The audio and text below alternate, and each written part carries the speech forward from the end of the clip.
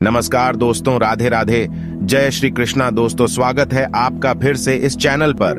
दोस्तों सच्ची श्रद्धा से कमेंट में जय श्री राधे कृष्णा जरूर लिखें। दोस्तों वर्तमान समय में हम जिस युग में जी रहे हैं उसे कलयुग कहा गया है।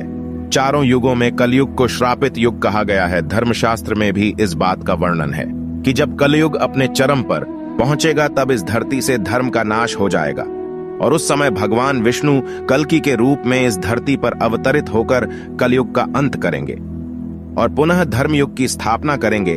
पर क्या दोस्तों आप सभी को पता है कि भगवान श्री कृष्ण ने महाभारत काल में बता दिया था कि आने वाला समय यानी कि कलयुग कैसा होगा।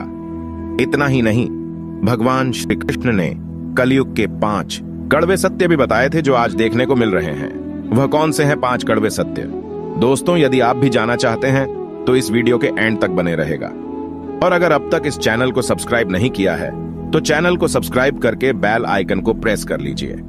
तो चलिए बिना टाइम वेस्ट किए शुरू करते हैं। दोस्तों महाभारत काल में जब पांडव युद्ध क्रीड़ा में अपना सब कुछ गवा देते हैं तब उन्हें बनवास जाना पड़ता है। बनवास जाने से पहले भगवान श्री कृष्ण से मिलते हैं और कहते हैं, हे भगवान, युद्ध क्रीड़ा में सब कुछ गवा देने के बाद हम 5 भाई द्रौपदी के साथ वनवास जा रहे हैं।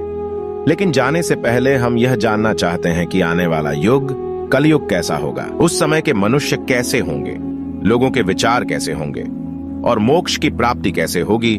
पांडवों के मुख से यह सारी बातें सुनकर भगवान श्री कृष्ण थोड़ी देर सोच विचार करते हैं और फिर पांडवों से कहते हैं, पहले आप सभी वन जाइए और वन में जो भी आपको जो कुछ भी दिखे वह आकर मुझे बताइए, तब मैं आप सभी को इन प्रश्नों का जवाब दूंगा। अब भगवान श्री कृष्ण के कहे अनुसार 5 भाई वन में चले गए और वन में जो कुछ भी उन्हें दिखाई दिया उसे देखकर वह हैरान हो गए। उन्हें अपनी आंखों पर विश्वास नहीं हो रहा था। कुछ समय बिताने के बाद वह सभी भगवान श्री कृष्ण के पास लौटते हैं। लेकिन इस बार पांडवों के मस्तक पर सिकंदा और वे किसी उलझन में पड़े नजर आ रहे थे। जब भगवान श्री कृष्ण ने उनकी ऐसी दशा देखी तो उनसे रहा नहीं गया और भगवान श्री कृष्ण ने कहा, आप सभी किस सोच विचार में मग्न हैं, हमें बताएं, अगर संभव होगा तो हम उसका समाधान अवश्य करेंगे। भगवान श्री कृष्ण के मुख से यह बात सुनकर पांडुपुत्र युधिष्ठिर ने हाथ जोड़कर उनसे कहा कि है माधव, हमारी शंका उन दृश्यों को लेकर है जो हमने वन में देखा। उनकी कल्पना हमने कभी सपने में भी नहीं की थी। तभी भगवान श्री कृष्ण कहते हैं कि आप सभी एक एक करके मुझे विस्तार से बताइए कि आपने वन में क्या देखा। इसमें सबसे पहले युधिष्ठिर कहते हैं, हे द्वारका नरेश, हम सभी 5 भाई वन में अलग अलग दिशाओं में भ्रमण के लिए निकल गए थे। जब मैं अकेला वन में भ्रमण रहा था तब मैंने 2 सुंड वाले हाथी को देखा। अब आप मेरी इस शंका को दूर कीजिए कि भला एक एक हाथी के 2 सूंड कैसे हो सकते हैं। अब अर्जुन की बारी होती है। अर्जुन बताते हैं कि उन्होंने एक ऐसे पक्षी को देखा जिसके पंखों पर वेद की रचनाएं लिखी हुई थीं और वह मुर्दे का मांस खा रहा था। अर्जुन के बाद भीम बताते हैं कि उन्होंने वन में एक ऐसी गाय को देखा जिसने अपने बछड़े को जन्म के बाद चाट रही थी कि उसके शरीर से खून आने लगता है। इसे देखकर मैं हैरान रह गया कि कोई माता अपने बच्चों के साथ ऐसा कैसे कर सकती है। अब भगवान श्री कृष्ण सहदेव से पूछते हैं कि सहदेव, तुमने वन में क्या देखा? तो सहदेव ने कहा कि मैंने एक जगह बहुत से कुएं को देखा जहां हैरानी की बात यह है कि आसपास के सभी कुएं में पानी था और बीच का कुआं खाली था। बीच का कुआं गहर भी है लेकिन फिर भी उसमें पानी नहीं है। ऐसा कैसे संभव है? अब नकुल आगे बताते हैं कि वे जब वन में भ्रमण कर रहे थे तब उसने एक बड़ी चट्टान पर्वत से लुढ़कते हुए देखा। वह चट्टान कितनी ही बड़े वृक्षों और सिलावों से टकराती है लेकिन उसे कोई रोक नहीं पाता और अंत में एक छोटे से वृक्ष के स्पर्श से वह चट्टान रुक जाती है। अभी युधिष्ठिर भगवान श्री से कहते हैं कि है वासुदेव, हम भाइयों ने जो भी मन में देखा उसका सारा विस्तार आपसे बता दिया। अब आप हमारी सारी शंकाओं को दूर करते हुए हमें विस्तार से बताइए। तब भगवान श्री कृष्ण ने युधिष्ठिर से कहते हैं कि धर्मराज, जैसा कि आपने बताया कि आप 2 सूंड वाले हाथी को देखकर हैरान में पड़ गए हैं, लेकिन इसमें हैरानी की बात नहीं है, क्योंकि कलयुग में ऐसे व्यक्ति ही राज करेंगे जो बोलेंगे कुछ और करेंगे कुछ और, उनके मन में कुछ और, कर्म में कुछ और होगा। यह लोग शोषण करने का एक भी मौका हाथ से जाने नहीं देंगे। यह बस अपने ही हित की बात सोचेंगे।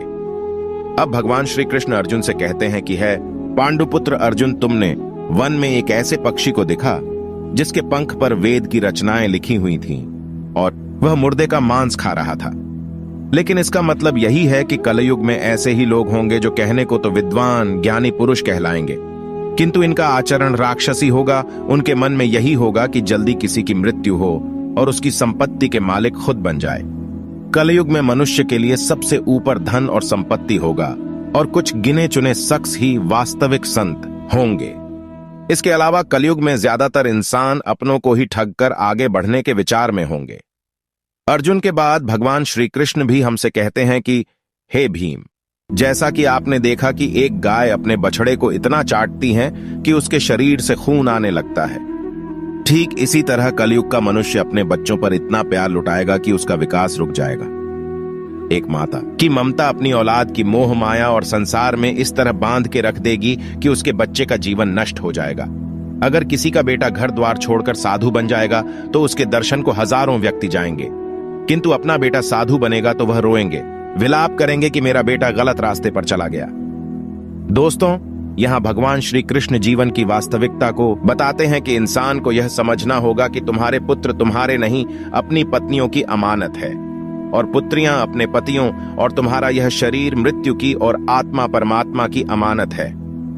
भीम की जिज्ञासा को शांत करने के बाद भगवान श्री कृष्ण सहदेव को कहते हैं कि सहदेव, जैसा कि तुमने वन में देखा कि एक साथ कई कुएं हैं थे, लेकिन सिर्फ बीच का कुआं खाली था।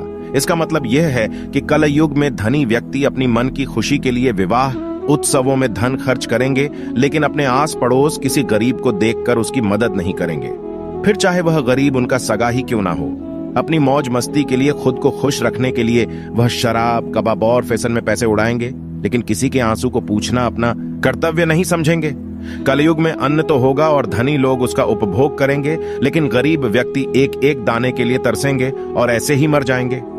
भगवान श्री कृष्ण की यह सारी बातें सुनकर सहदेव थोड़े दुखी हो जाते हैं, लेकिन इस कटु सच के सामने वह क्या ही कर सकते थे।